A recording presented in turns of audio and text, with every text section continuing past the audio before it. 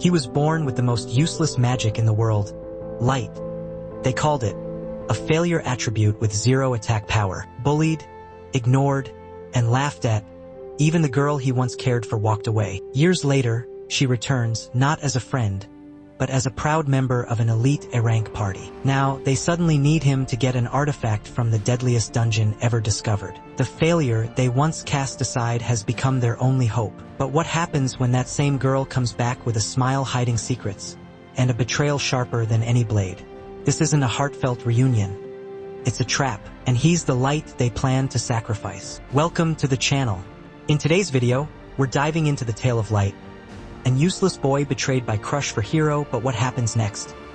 Before we jump in, make sure to subscribe to the channel and ring that bell icon so you never miss out on our latest videos. Now let's get back to the story. Holding a radiant staff, the long-haired man lets out a maniacal laugh, boasting that his target was far too easy to deceive. Nearby, a girl calmly remarks that it unfolded just as she had warned Sir Agunal. Another mage raises his hand and releases a blinding burst of magic, calling out, "Holy light." As Agunal turns to leave, he coolly says the rest is now up to him. The dark-haired young man, still battling fiercely against the undead, shouts for them to wait. Overwhelmed by the horde, he growls in frustration, questioning if they intended to use him as bait from the very start. With a smirk, the red-haired girl confirms it, stating that his immense magical energy makes him the perfect lure, especially for magic-hungry undead. A bald man in white robes points at him, declaring he's done a great service for Agunal-sama. He then proclaims that the boy should now become the undead's feast. Channeling his energy again,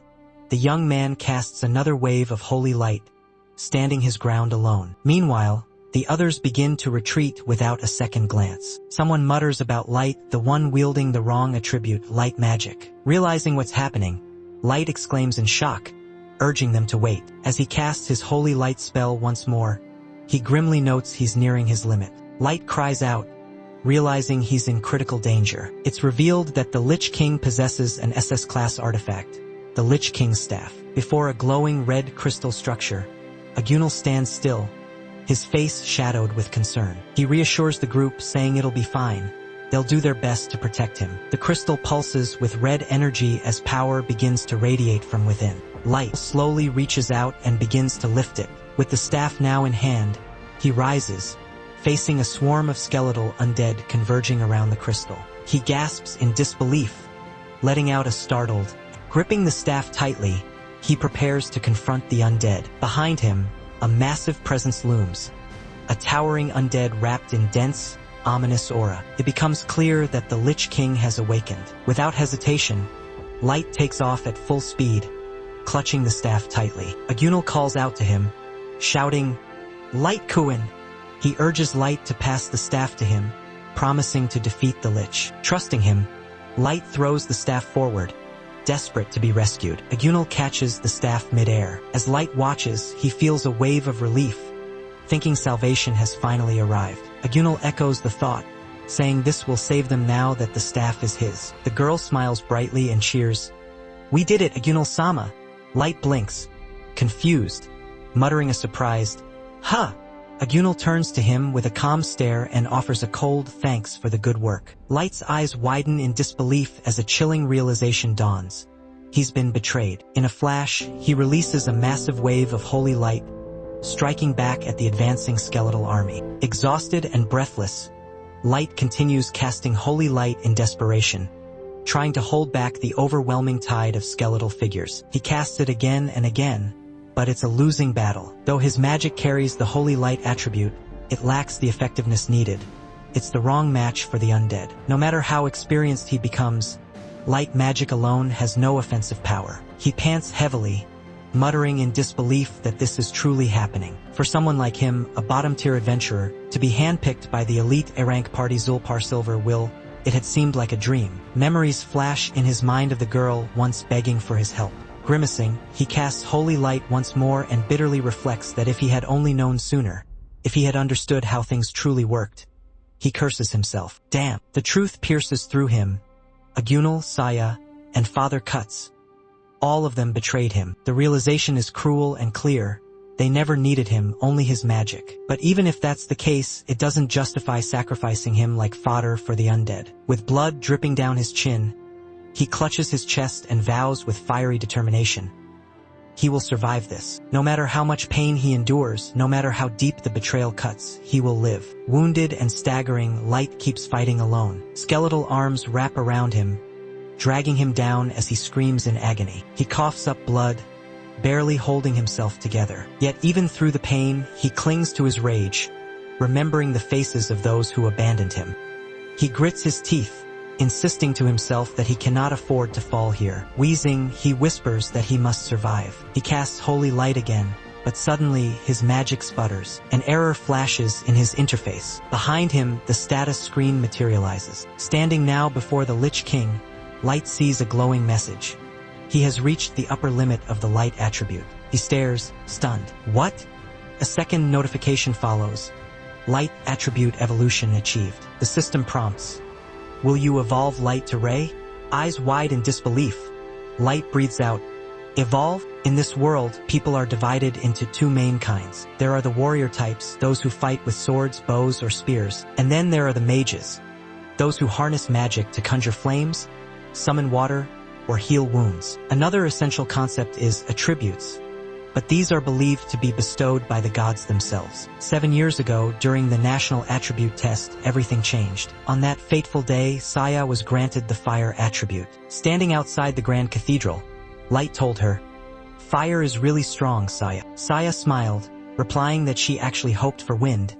It seemed cooler to her. Still, she thanked him warmly for the light. Curious, she then asked what the light attribute even meant. Was it anything like hers? Light admitted honestly that he wasn't sure himself. Saya pointed at him playfully, declaring that Light had insanely high magic power.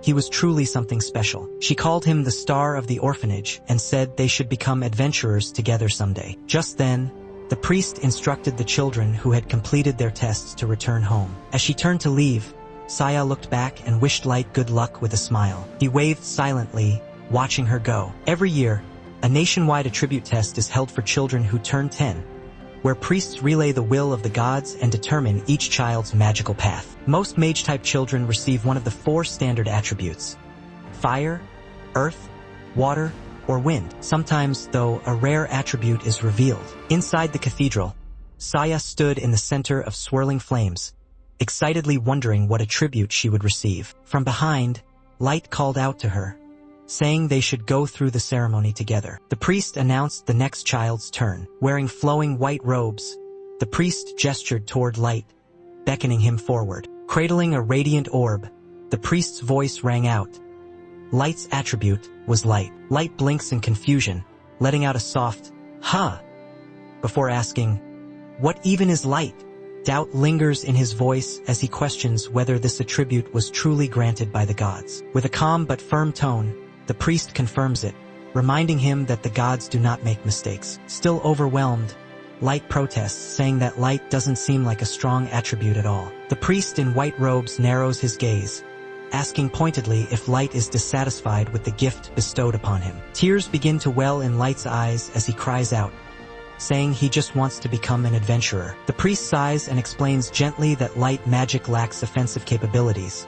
It's not suited for combat. It would be a difficult path for someone aiming to be an adventurer. However, he adds, light is not ordinary. They are a rare existence, 1 in 1,000 blessed with the unique light attribute. He tells Light to accept his fate with grace. Still, Light's expression twists with frustration and disappointment. The priest turns away and calls for the next child to step forward. Light, voice trembling, questions what use his high magic power is if he can't even fight. He confesses he wasn't asking for anything grand. Any one of the 4 main elements would have been enough. Outside, Saya tries to cheer him up, saying they should still go on adventures together. Light softly calls her name in response. Now 7 years have passed. A brown-haired woman spots him and smiles warmly. "Welcome back, Light." Waving to her with a gentle smile, he replies, "I'm back, Melissa." She tells him she heard about his recent quest with the guild, her tone filled with pride. Light nods and explains that the quest was a goblin extermination inside a cave. As usual, his role was to hold the torch during the battle. Melissa smiles and shares some good news. The party leader praised him. He said Light was thoughtful and made it easier for the others to fight. Hearing that, Light feels a quiet happiness well up inside him. He then asks if there have been any new recruitment offers lately. But Melisa shakes her head. There haven't been any. After being diagnosed with the Light attribute, Light had mostly been stuck doing odd jobs back at the orphanage. He chuckles lightly and asks Melisa if lunch is ready. Carrying luggage and cooking for the party don't bother him anymore. Thinking back, Light reflects on how his high magical power lets him use a supportive skill. Magic transfer. People started calling him a magic tank. Someone who supplies magic to others. It's not flashy, but it's certainly helpful. His thoughts drift to the past. Ever since the day of the attribute inspection, everyone at the orphanage, even Saya, began to grow distant. He wonders quietly what they're all doing now. Is there still a place in this world for an adventurer like him? His adventuring parties are always temporary and low-paying. Still, there are solo quests he can manage, like gathering moonlight grass. And honestly, that's enough to make him content. Later, Light sits at a small table, eating a simple meal. From outside the window, a voice calls out, "That's Light." Light begins a new solo quest, the Moonlight Grass Gathering Mission. With a determined look, he says it's time to get started. He casts a spell, illuminating the dark surroundings with ease. "All set," he says, confident and ready. Moonlight grass is a rare medicinal herb, valuable at the guild for its high trade price. But it can only be found at night, which makes it difficult for most adventurers. Spotting a patch, Light excitedly exclaims, "Found it!" He reflects that for others, the lighting expenses and effort make the quest barely worth it. But for him, with his light magic, the job's effortless. No torches, no cost. It's as if this quest was made specifically with him in mind. As he gathers the herbs, he remarks that he's nearly done. Looking at the hall, he adds, "Big score tonight." Just then, he's thrilled to see his level rise. However, the newly unlocked spell disappoints him. It still has 0 attack power. He notices the cap for magic level is 10, and his latest spell has reached level 9. Light questions why people still label the Light attribute as useless. Leveling up his attribute might be something no one else has done in this world. Holding on to a faint hope, he had once believed that if he raised the magic level high enough, maybe, just maybe, a spell would finally gain attack power. He reminds himself that increasing his magic level does at least raise his total magical power. And for now, that's reason enough to keep going. Though still at the bottom, Light finds comfort in the fact that he's managing to survive as an adventurer. A memory surfaces of the priest in white robes once telling him to accept his fate. But Light clenches his fist and vows, "Screw that, I'll forge my own path." Later, while strolling through town, he greets warmly, "Good morning, Melisa-san." Melisa lights up, surprised. "Light, you're back." With excitement in her voice, she adds, "There's big news." Light tilts his head, confused. "Huh? What is it?" As he steps closer, Melisa reveals the shocker. It's a special request from the A-rank party, Zul Silver Will. Eyes wide, Light shouts, "What?" He stammers, asking if an A-rank party would really send a request for someone like him. Melisa nods and explains that A-rank parties are extremely rare. Only a select few elite ever reach that level. Still stunned, Light mutters his doubts. Would Silver Will really want me?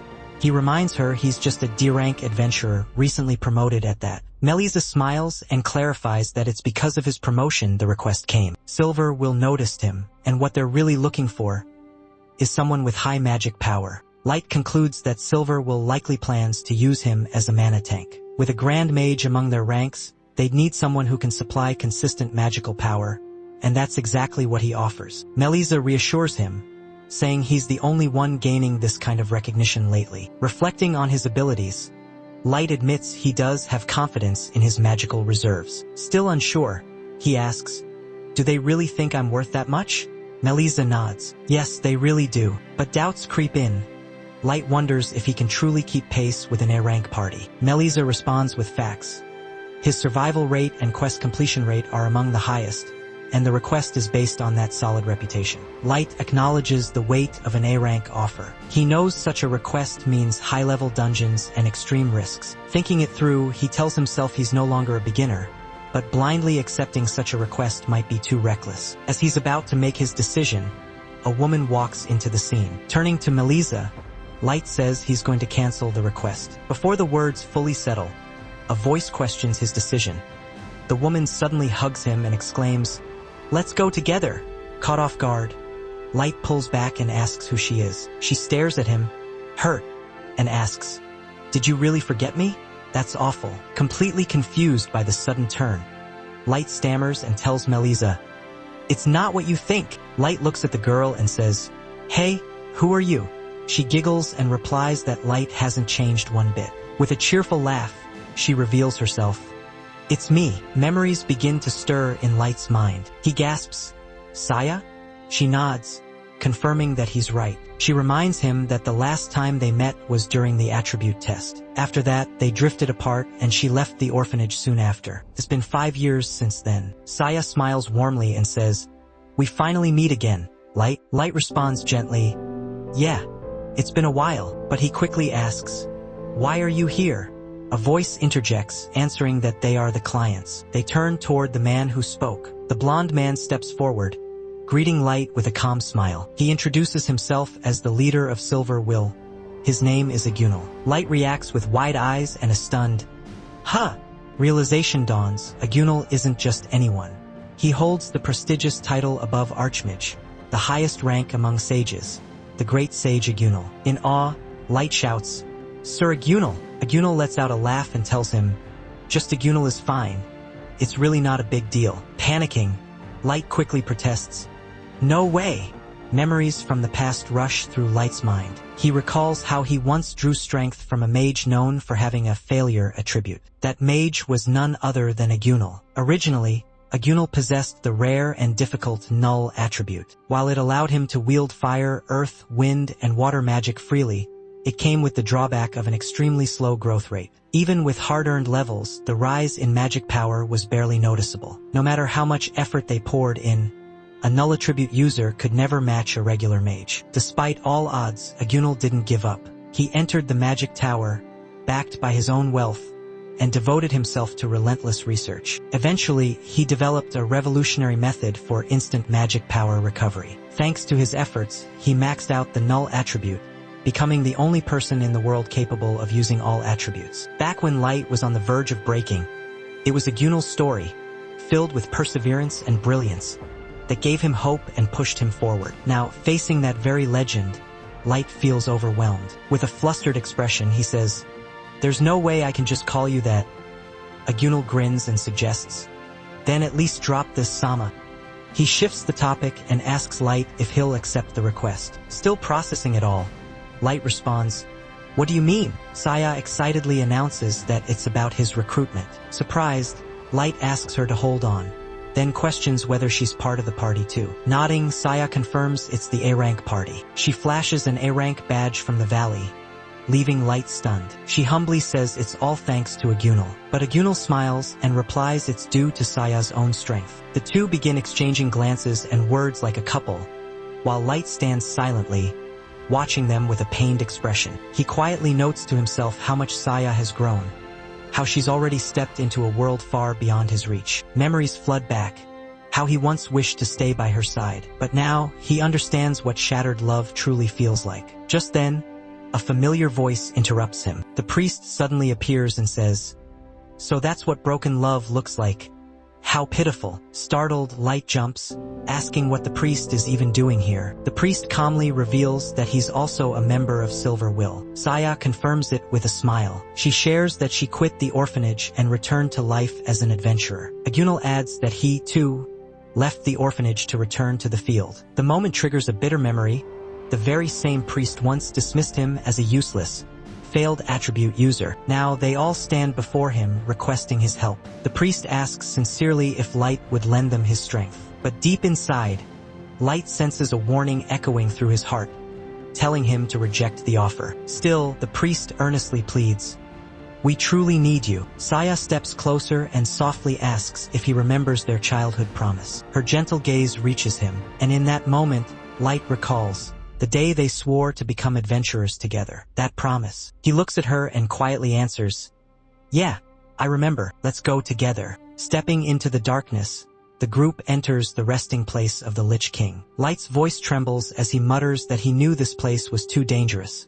He never should have come. But Agunal remains calm, assuring him that everything will be fine and urging the group to move forward. Light panics, shouting that the resting place of the Necromance King is beyond extreme in difficulty. The priest speaks up, explaining that he deciphered some ancient texts and discovered the existence of a particular artifact. Agunal confirms, saying the artifact is based on ancient wisdom and can convert ambient magic power into energy for the user, effectively granting unlimited mana. Light reacts with realization, saying he understands now. He notes that the artifact Agunal carries functions like a massive magic tank. Thinking further, Light reflects that his own natural magic capacity was never high, so the artifact was created to make up for that deficiency. He muses that someone like him might never truly need such an artifact. But for Agunal, his employer, it's clearly something of vital importance. Suddenly, a monstrous figure appears. Terrified, Light screams. Agunal casts a spell and checks on Light,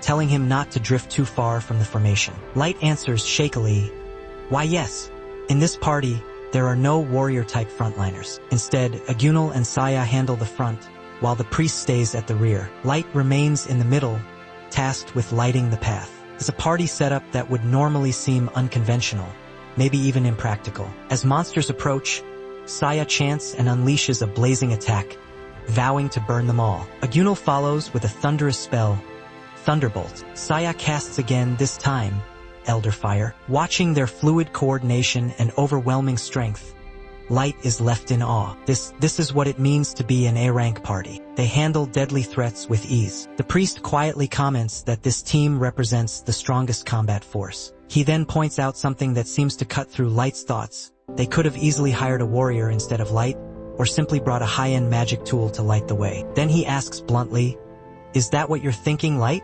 Caught off guard, Light flinches and looks back with a shocked, "Huh!" glancing at the glowing surroundings.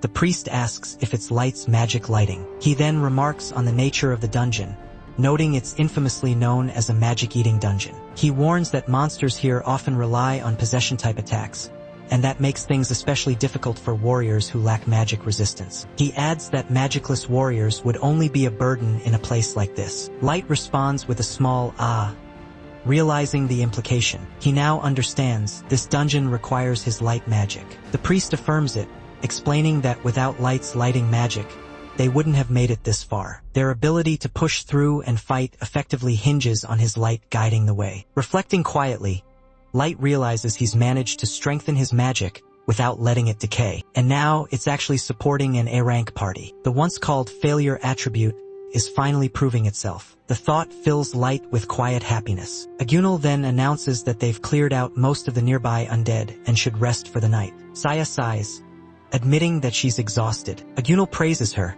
saying she did a great job today. Watching their exchange, Light mutters bitterly that it feels like hell. The priest walks up beside him and casually says they're now moving on to middle healing. As he casts a spell over Agunal and Saya, he adds that it's just precautionary healing magic. He then raises his voice and chants, "Begone, you unclean things!"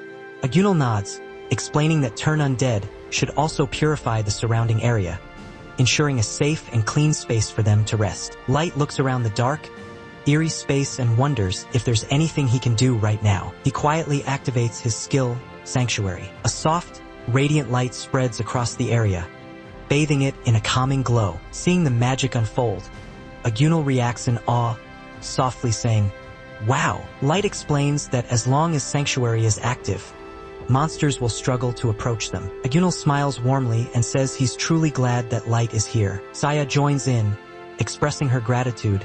Thanks to Light, they can finally rest easy tonight. Light reflects inwardly, feeling content that his magic could at least be of some help to Saya. Agunal then praises the sheer strength of Light's high-level magic. Light responds humbly, admitting that it's the only thing he can confidently rely on. With sincere eyes, Agunal praises him again, saying it's truly wonderful, and that he's grateful for Light's presence. But behind that gentle smile, Agunal hides a darker thought.